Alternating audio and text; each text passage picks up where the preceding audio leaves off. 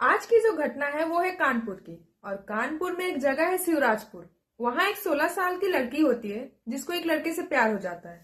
लड़की का घर लड़के के घर से 20 से 25 किलोमीटर की दूरी पे होता है और ये लोग आपस में काफी दिन तक एक दूसरे से फोन पे बात करते हैं। उसके बाद एक दिन ऐसा होता है कि लड़की के घर वाले शादी में जाते हैं और लड़की घर पे अकेली होती है।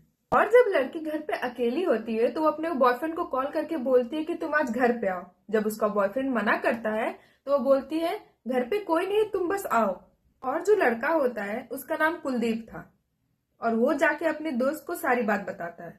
और उसका दोस्त कहता है ये तो अच्छी बात है कि वो लड़की तुमको घर पे मिलने के लिए बुला रही है, लेकिन जाने से पहले कुछ दवाइयां ले लेना। तो कुलदीप कहता है कैसी दवाइयां? तो उसका दोस्त कहता है कि अगर वो घर पे बुला रही है तो तुम कुछ सेक्सुअल दवा लेके जाओ। उसके बाद कुलदीप मेडिकल स्टोर जाता है और कुछ सेक्सुअल दवाइयां और किट्स लेके अपनी प्रेमिका के घर पहुंचता है। लड़की घर पर अकेली नहीं होती है, उसके साथ उसकी भतीजी भी रहती है जिसकी उम्र लगभग 5 से 6 साल थी।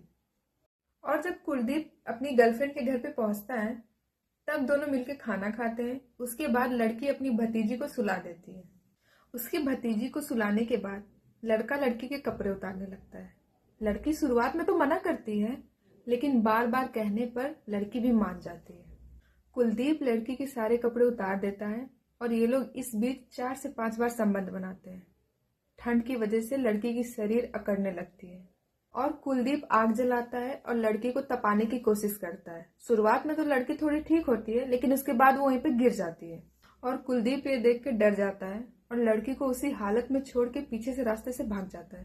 और सुबह जब घर वाले वापस आते हैं दरवाजा खटखटाते हैं, लेकिन दरवाजा नहीं खुलता है।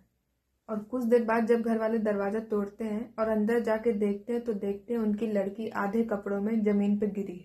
उसके बाद घर वाले लड़की को कपड़े पहनाते हैं और उसी हालत में तुरंत उसको अस्पताल लेके जाते हैं, लेकिन डॉक्टर उसको मृत घोषित कर देता है। क्योंकि उसकी भतीजी उसके साथ रहती है तो उसकी भतीजे से घर वाले पूछते हैं कि आखिर क्या हुआ था ऐसा। तो उसकी भतीजी बताती है कि रात को एक लड़का आया था। उसके बाद घर वाले पुलिस के पास ये सारी बातें बताते हैं।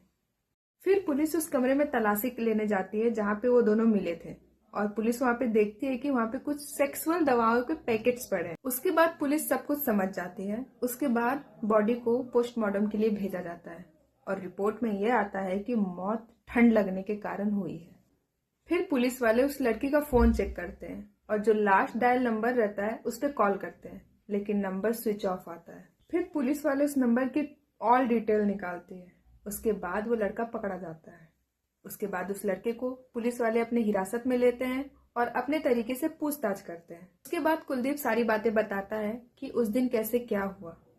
उसके बाद पुलिस उसको पॉस्को एक्ट में जेल भेज देती है।